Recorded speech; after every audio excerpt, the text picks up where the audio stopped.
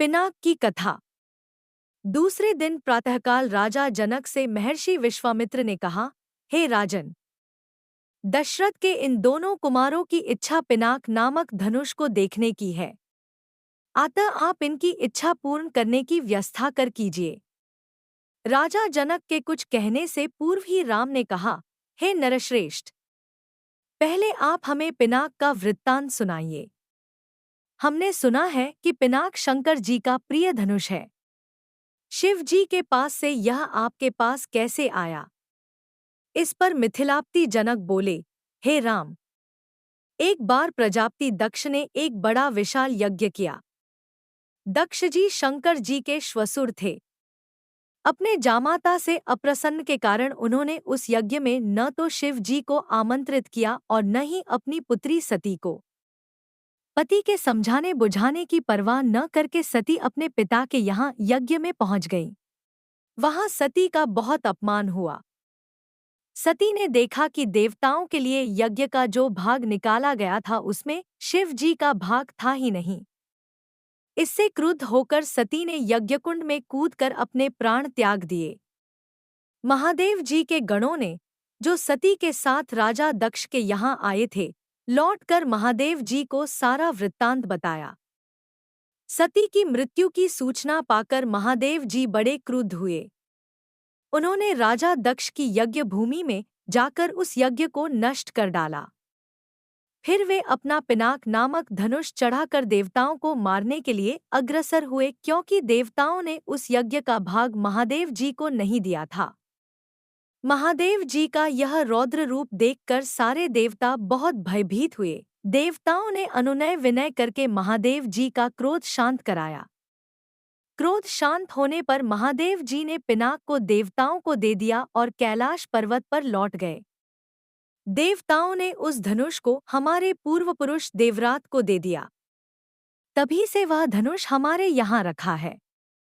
हमारे पूर्वजों का स्मृतिचिन्ह होने के कारण हम इस धनुष की देखभाल सम्मान के साथ करते आ रहे हैं।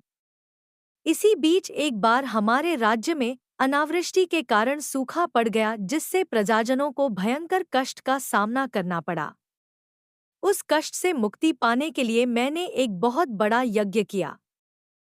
पुरोहितों के आदेशानुसार मैंने अपने हाथों से खेतों में हल चलाया। हल से भूमि खोदते खोदते भगवान की इच्छा से मुझे एक परम रूपवती कन्या प्राप्त हुई। उसे मैं अपने राजमहल में ले आया और उसका नाम सीता रखकर अपनी पुत्री के समान उसका लालन पालन करने लगा। जब सीता किशोरावस्था को प्राप्त हुई तो दूर दूर तक उसके सौंदर्य एवं गुणों की ख्याति फैलने लगी। देश देशांतर के राजकुमार उसके साथ विवाह करने के लिए लालायत होने लगे।